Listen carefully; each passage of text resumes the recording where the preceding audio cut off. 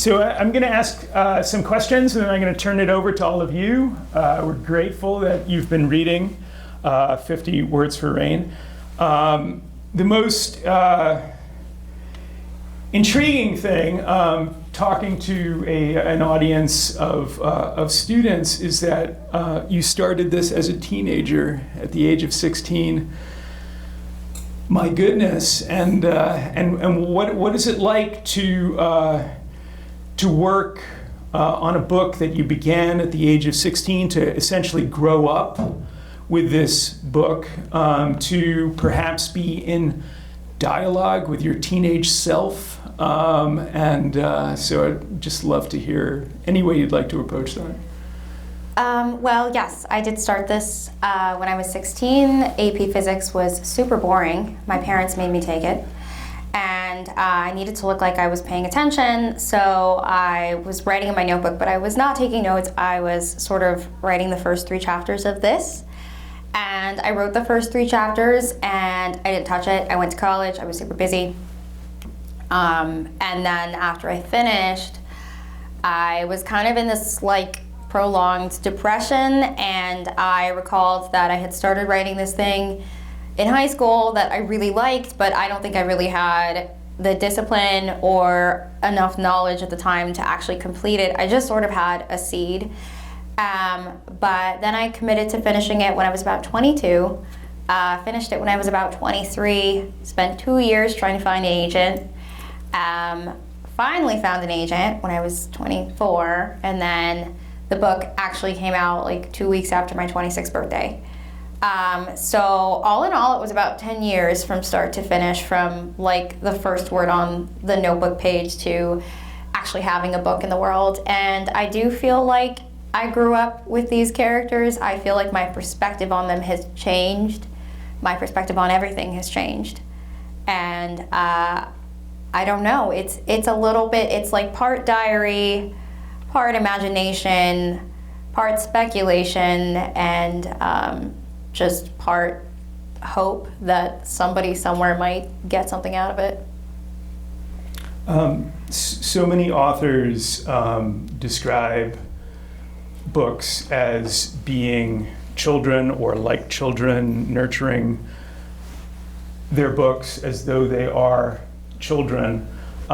You've described this book as a sibling, which is just wonderful. And especially since a sibling relationship is so central to this novel. So can you talk a little bit about siblinghood and what that means for the novel?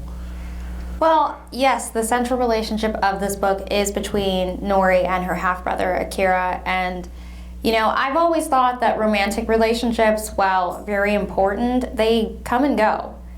You know, your siblings are always there. They're there from the beginning all the way until the end, whether you really want them there or not, all the time. But I don't really think sibling relationships get enough exploration or enough love, especially brother-sister relationships. I think we get a lot of more like sister-sister or brother-brother, but I think brother-sister relationships can be very special. And I kind of wanted to delve into that in this book. And I just think that siblings are like, it's like having a witness, because, you know, your parents will try to lie. And if you have a sibling, then, you know, you have someone to corroborate your version of events. And I think for Nori, that's even more important, because she really doesn't have anyone else on her side. Can you tell us about your long relationship to Japanese culture and how it came to fruition in this novel? So my godmother is from Japan, and so my stepmother has been in my life since I was 5, so she's my mother for all intents and purposes, and she worked for the World Bank for 30 years. And so most of my relatives are not actually related to me. They were people that she knew through her work at the World Bank, including my Aunt Yuko and my Aunt Sayuri, and they're both from Japan, and they both were always very generous with me. They brought me books, they brought me candy, they brought me movies, And, you know, it kind of started there. I think a lot of people erroneously assume that I'm just like an anime nerd or something like that. And I don't actually watch anime. I'm not knocking anime at all, but that's not where it started for me. It started with poetry. I would ask them to translate this poetry for me, and they said, well, we can't do that. It really doesn't translate. You need to know the language. And so I said, okay, I'll learn. And so I spent 11 years doing that. And then finally, when I, you know, discovered credit cards, I I got to go and spend some time there. And I hope to go many more times when COVID lets up. All right, I'm gonna turn it over now. I may ask a few more questions during the course of the conversation, but is there anyone who would like to ask? Yes. Should I stand up? You can. Yeah. I'm so overjoyed to notice this theme, this wonderful classic mythological theme of transformation in here. If only I knew what I should have been so I could still be with my mother. What I need to hurry up and become so my grandmother approves of me. I'm standing in front of my brother. I want to be something else right now because I'm going to do or say the wrong thing. Was there a specific story that was beloved as a child that was told you, a book you read later about this? And it's right in Asian culture too. There's a blue and white pottery series from hundreds of years about lovers who are basically fleeing this angry uncle, naturally, and they want to be together, and as they're trying to escape him, at some point they become birds and they fly away. And it almost made me cry when I started to realize this in the book. I'm curious to know where that personally came from for you. So The Tale of Two Poor Men was the first Japanese poem that I ever translated. And it does have this theme of finding one's life so unbearable that you simply transform into a bird and fly away. And I thought that was very appropriate for Nori. And she's like a bird in a lot of ways. She's very kind of chirpy and musical, and she's confined. And she's kept in a place where she cannot fly. She can't explore who she is. My favorite book series as a child was The Chronicles of Narnia by C.S. Lewis. My cat is actually named Aslan. And you know, he sleeps in my shoe rack. So I think maybe he's hoping he'll get to Narnia eventually. So I think I've always been drawn to stories that take people out of lives that they are not happy with and allow them to be somewhere and something else. And I have yet to find Narnia. Trust me, I've been trying. But I have found writing, and so that's helped a lot. So is writing an escape from self, or is it a deeper journey into self? It is both. I think I put a little bit of myself into all of my stories and all of my characters, but I intentionally write characters who have worldviews that I do not agree with, who do things and say things that I personally would never do, because I want to push the limits of my understanding. Yeah, so first in the second row and then in the first row. So it's second row first, yeah. Yeah, thank you so much. I love hearing you talk about how poetry is a major influence for you. Because one of the chapters in the book that was most striking to me is when Noriko experiences rain for the first time after being shut inside for such a long time, and that's when you mentioned that the poets have 50 words for rain, which of course is where the title comes from. And you have some really beautiful poetic imagery of your own in that scene that you helped to sort of craft the multitude of feelings in that moment of the freedom and the sorrow and the excitement and the joy. And I was just wondering, when you wrote it the first time, did you know that scene was going to be pivotal and going to be the title, or did you finish the whole piece and kind of look back and go, that's it, that's the book? So, thank you, first of all. I loved writing that scene. I admit that I was not really prepared for people to have such a strong emotional reaction to it. I think I never really know what people are going to respond to when I'm writing it.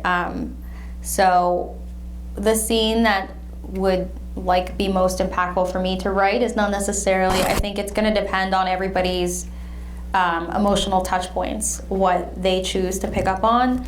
I think I've had several people tell me that that scene hit particularly hard because of COVID and the sense of touch deprivation, and that a lot of people were feeling isolated when they picked this book up, and I think they really empathized with Nori. Something as simple as feeling the rain on your face is something that most of us take for granted, but if you were in essentially solitary confinement, it would be a lot more meaningful. I also want to know, what was the most like gut-wrenching or painful thing that you wrote in the book? That you had to write in the book for 50 words, right? So I know there's a lot of like painful scenes. I don't know what was the most painful for you to write, and like where that came from.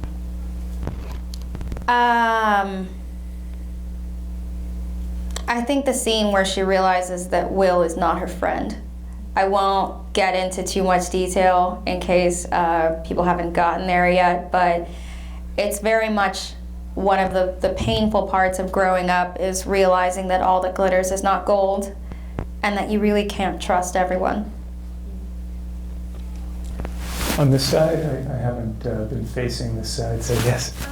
What is something that motivates you to continue writing? Well, I don't want to get a real job. I would say that this is like infinitely better than dragging myself to an office building every day, and I did that for the first couple years of my career. I did that and I hated it. It's not the vibe. It doesn't work for me personally. I know some people are very happy in that world, but I think I hate doing the same thing every day. And so knowing that I have the opportunity to do something that I love. I mean, I'm one of very few people that I've met who gets to actually say they're doing the thing that they said they wanted to do when they were like 5 years old. I actually get to do it. And so I think it's just gratitude that keeps me going. I'm filled with, like, I have an existential crisis every 3.5 hours. But I just try to stay grateful.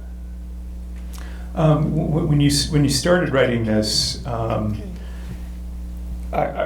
because of your age, you must have had a certain innocence, right, in not knowing some of the pitfalls that there, or some of the challenges, or some of the reactions that you might encounter in immersing yourself in another culture. I was wondering if you could talk about that. I know that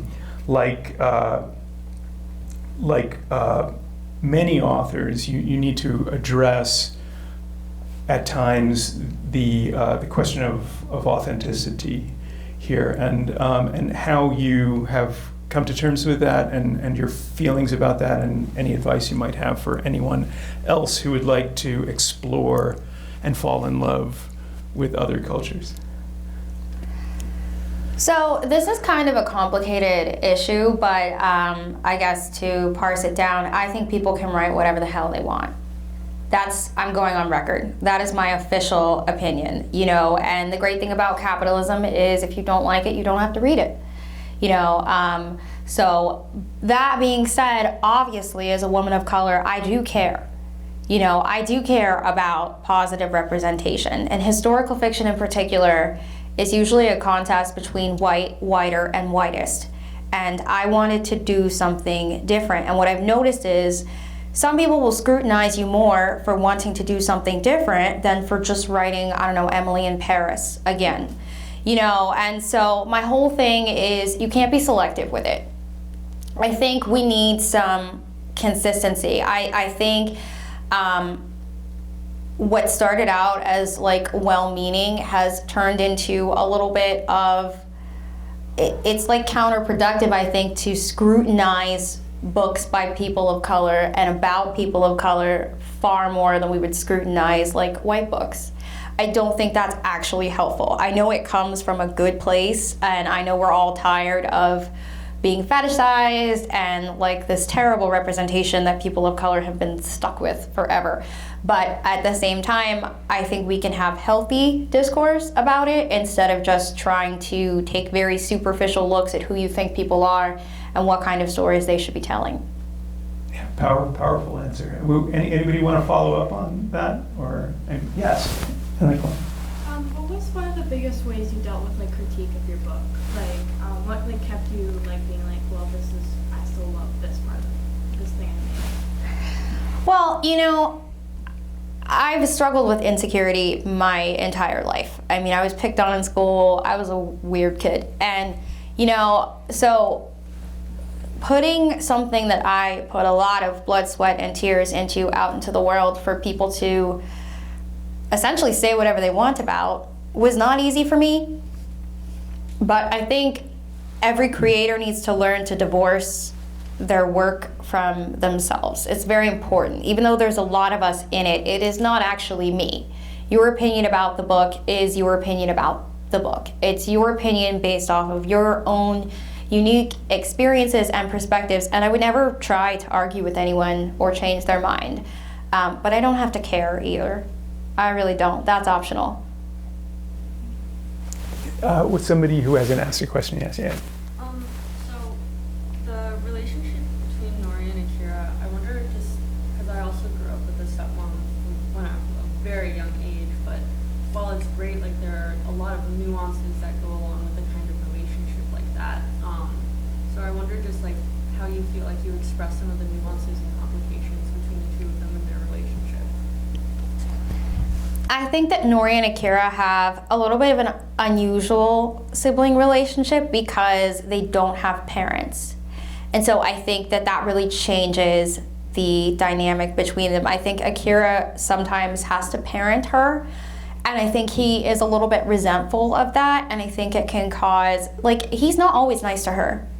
He can be very kind of belittling and snarky towards her. I mean, that's just typical older brother. But then I think you also add in the fact that this is a patriarchal society and you have to keep the time in mind. And so even though he is a good person, he's not exempt from some of the beliefs of his time and place. And I think he just feels like as a boy and as the elder sibling, he just knows best all the time.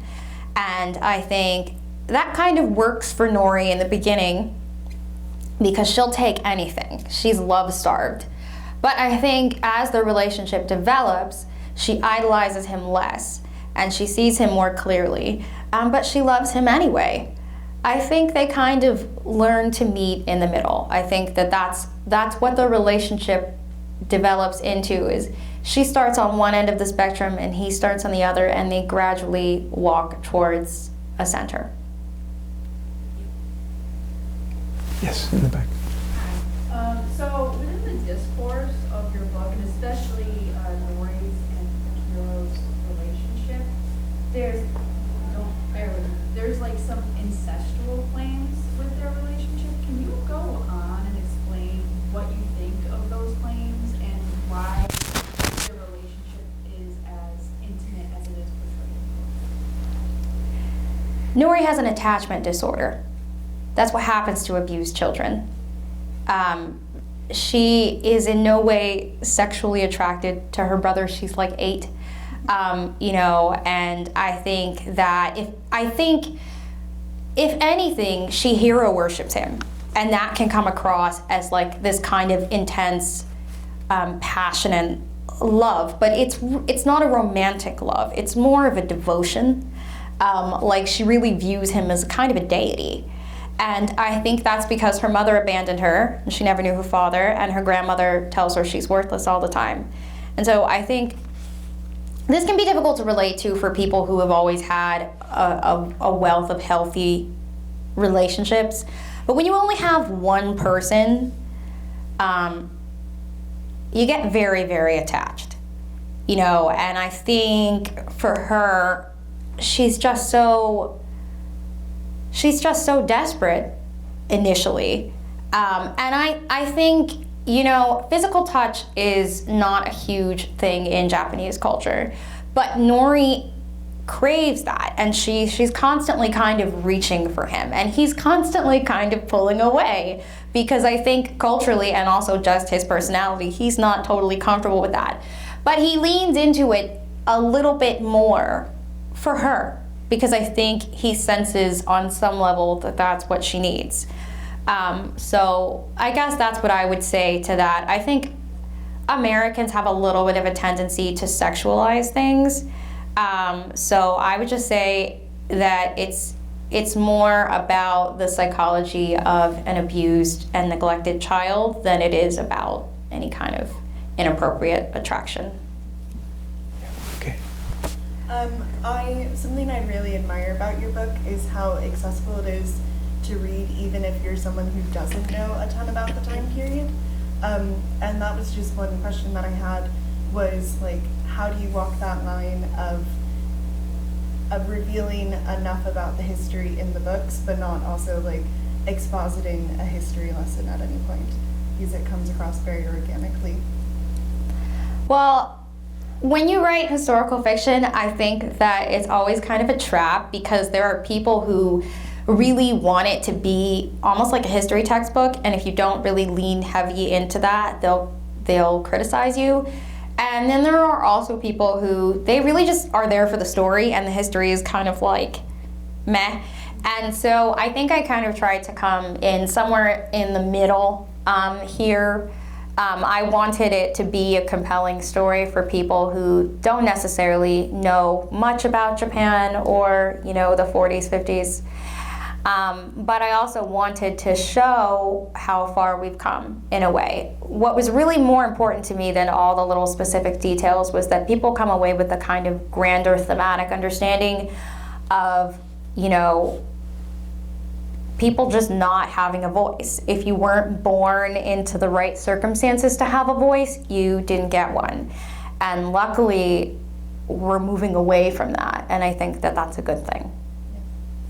Can you talk a little bit about Yuko, the character of the grandmother, and whether we should feel compassion for her, sympathy? I think we should feel compassion for everyone. It doesn't mean we have to forgive them. Yuko is a product of her environment. She's a product of her time, she's a product of her place, and I think she feels a tremendous amount of pressure that the ship cannot go down on her watch. I think she really just feels like she cannot be the weak link in the chain. And she's a woman, and I think she occupies a position of power, and I think sometimes what happens when you give people who are not supposed to have power is that they feel like they have to be extra ruthless. And I think that's what we see with her. She's a horrible grandmother, and she was a horrible mother. But I think she's not without one or two admirable qualities. Right, and for those of you who haven't read the book, she's ruthless in trying to keep the legacy of an aristocratic family, legacy and lineage kind of alive, right? Yes? So, going back to the topic of giving voices to people that you normally wouldn't hear from, I noticed that during the book you kind of gave a real voice to those who either kind of cared for Nori or was in a caretaker position for her, like Akiko, Kiyomi, Akira, Alice.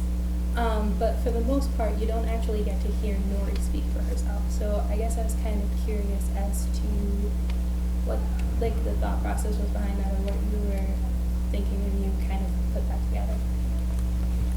Nori definitely has a softer personality as a character. I think that lately we've gotten a lot of really great kind of badass kind of characters with these really strong personalities who are very much grabbing the bull by the horns, and I think that that's great. And I also know that I'm not that type of person. I am an introvert. I am quiet. I am reflective.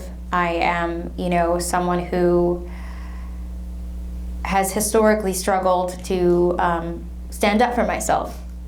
And so I wanted to write a character like that, because I think that there are different kinds of strength.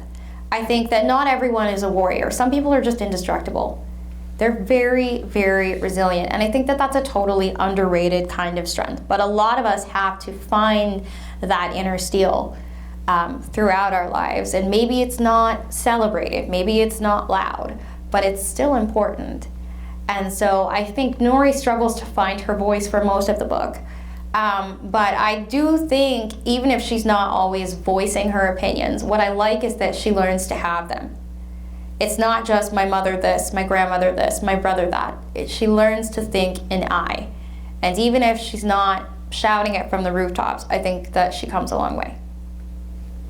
Do you have advice for folks here who may be introverts, may lack confidence, who want to nurture projects, who are young in life, or at least young as authors?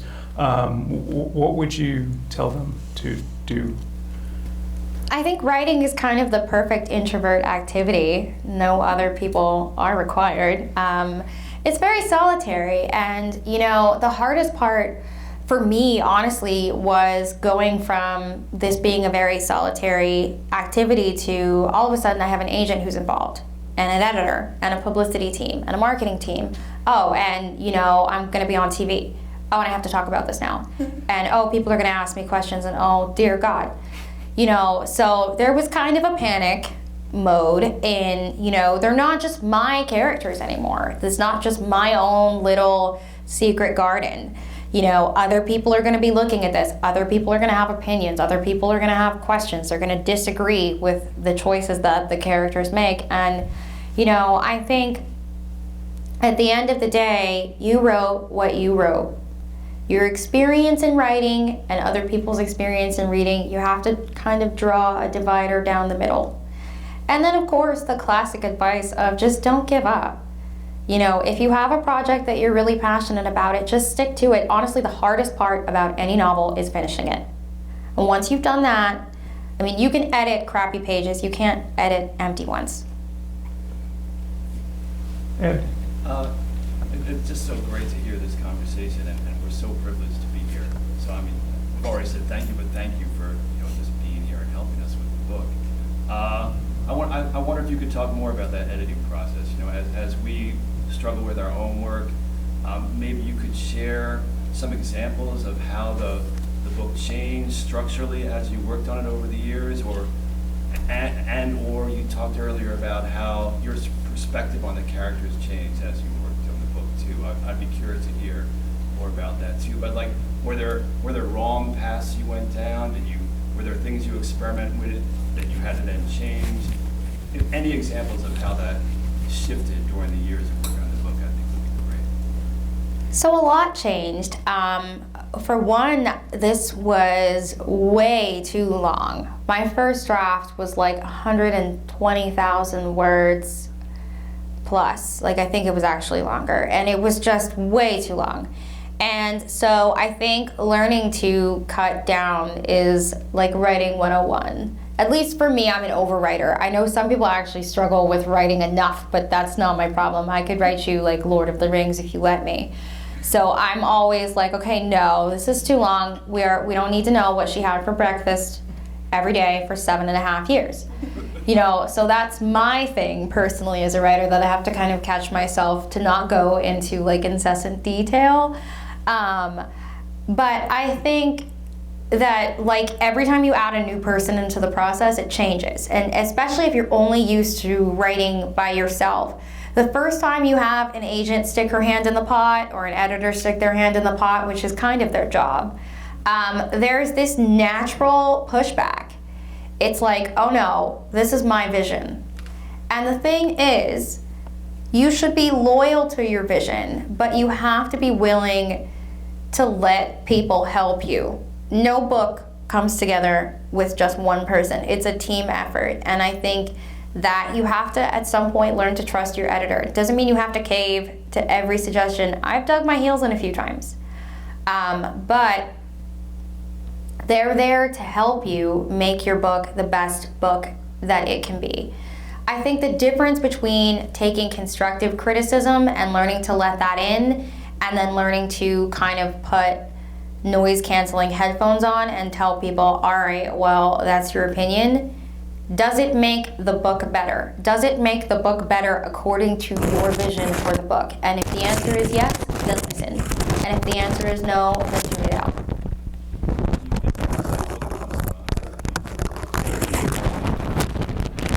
Sure, okay, so the diaries were not originally in there. That was a suggestion by my editor, and I think it was a pretty good one because it allowed Nori and Akira's mother to play a role as a character even though she is not physically present. And I do think that that was important. And I'm very glad that I took that suggestion.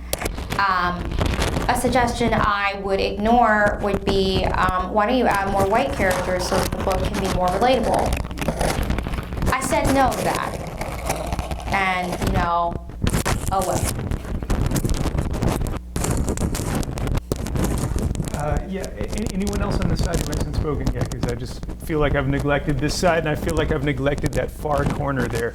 There's like a dense population of human beings over there. And anybody have any questions? Yes. I noticed while reading that everything in the novel is so refined. Like every paragraph serves a purpose to the story. And I was wondering if there's anything that you didn't include in the story that maybe you were on the fence about, or anything that you took out that you were kind of on the fence about, and if there's anything in that process.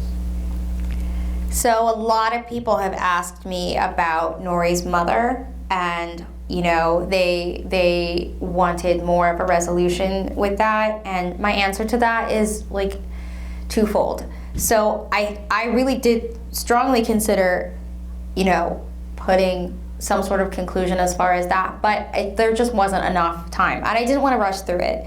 So that's the kind of thing I would say that would be for another book, for another day, because I really wanted to have time to explore that, and I feel like that's a story on its own, and my whole thing is I don't want to detract, I always want to add.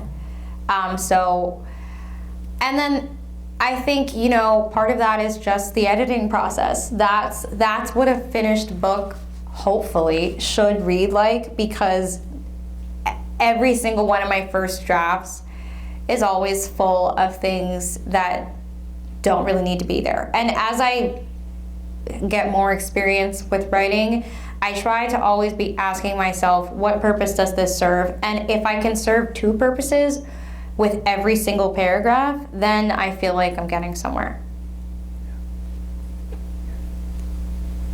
Yes.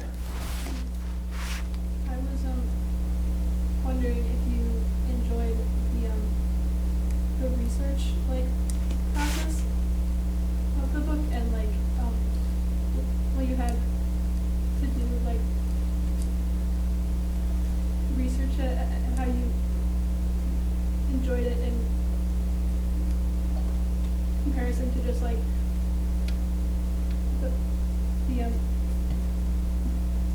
fiction aspects of the book. Well, research is very important, and you know, one of the ways I tried to make it more fun for myself was by watching documentaries. I find them a little more entertaining than just poring over these kind of very thick tomes, though I do that too. But you know, the tricky thing about portraying history and culture is that even if you jot straight from the history book, someone's always going to think that you're wrong. I've noticed this. There is no way to please everyone with cultural portrayals. I'm just going to say that. Even if you were portraying your own culture that you grew up in every single day, within the diaspora, there are always still going to be people who have a problem, or more bafflingly, people outside the diaspora who have a problem. You know, but there's nothing you can do about that either. You know, so I think attention to detail without getting overly bogged down is how I try to go. Okay, so you had a question. Yeah, it's kind of two questions, but what do you contribute to the book's success, and what does this say about and teach us about our society and culture today? What do I personally contribute? Yeah. I have no idea. I just try to be very open with people. I don't have a shtick. I don't have, some sort of profound wisdom. I just try to be honest, and I hope that people will appreciate that, and I hope that the vulnerability that I put into my work will resonate with people, and that's all I can do. I can put things down and I can't make people pick them up, but hopefully someone will. So what do you think that tells us about like our society today? Maybe that we're looking for something that's just a little bit more open and vulnerable? I think we all feel vulnerable all the time, and I think that almost everything that we do is a concentrated effort to cover that up. So I think that a lot of people, when we read, we look for a place where maybe we don't have to do that. And so I think appreciating characters who are flawed and who go through adversity and who don't always come out smelling like roses when they do that, I think people like that. Somebody else? Yeah. Is there any literature or media, even music, that you were absorbing while writing this that might have influenced your writing process or the actual narrative? I'm obsessed with classical music. I think that may be pretty obvious, but I listen to classical music when I write. I played the violin for many years. I studied opera, all of that, and I think that I try to imagine books as symphonies, and there are these points of crescendo throughout, and so I liken writing to composing in a way, and so I think of it like that, and I find it helpful to listen to classical music while I write for that reason. Somebody, yeah, okay, yeah. You mentioned starting at 16 writing this and not touching it again until you're like 22, I think you said. I'm curious about the experience you've had coming back to like a younger voice that you no longer have. Like, did you kind of like scrap the whole thing and like start over as like an older person now? Or did you like rework it and have to like find that voice again? Luckily for me, I think it kind of worked because Nori was so young in the beginning of the book that I think actually a little bit of my childlike voice was good, because I think it lended some authenticity to a character who is a child and who doesn't really know a lot yet. So I didn't really touch the first 3 chapters very much. They are kind of as they were. The rest of the book I wrote as an adult, a young one, admittedly. But I do think I'd been through enough life experiences at that point to give older Nori and also some of the older characters a better voice than I would have been able to do at the time. So a couple more questions. Let's, couple more. Yes? Japanese as a language is obviously like a huge relevant thing in the book. There's also some places where it just feels stylistic, where it's not immediately plot relevant to use diegetic Japanese. Where do you use that? Like, when do you decide to switch into the original Japanese? So this is English literature, obviously, and so I wrote it primarily in English, and I also wrote it.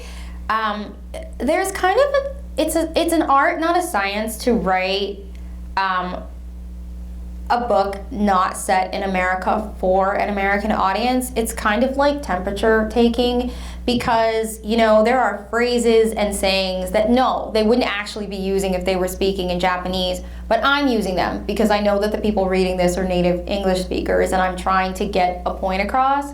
And so it kind of is hard to know exactly when to put it in. I think I chose to use Japanese words at moments that are significant emotionally, and I wanted to have the opportunity to put that in there. One more question. Yes? Would there be a sequel? Everyone asks me this question, and I'm going to be honest and say that when I wrote this, I didn't think anyone would ever read it except my mom. So I was not planning a sequel, though I do think that the ideas for a sequel are there. I certainly can picture Nori in my mind as an adult. I can picture her navigating her new life, and I think a sequel is possible. What was your mom's reaction? She was just happy because I pretty much tortured her. Like on the car on the way to school, she'd be like, "How was your day?" And I was like, "Eh." And she was like, "Do you want to talk about anything?" And I'm like, "No." And she's like, "What about that book you're writing?" And I was like, "Okay, we can talk about that. That's the only thing we can talk about." So she was just happy that I finished it, and she was happy that her friends were able to help me finish it, and she was happy. She was mostly proud that I didn't give up. So, you know, I told her eventually I want to write a book set in Italy, which is where she's from. And she was like, "Well, if you write a book set in Italy, you know, I have to fact check everything." And I was like, "I know, we're gonna kill each other." But it will still happen one day. So just prior to the event and also during the course of the event, Asha said that she doesn't really have anything profound to say, but my goodness, what a rich and wonderful conversation this has been. And please give her a thunderous round of applause.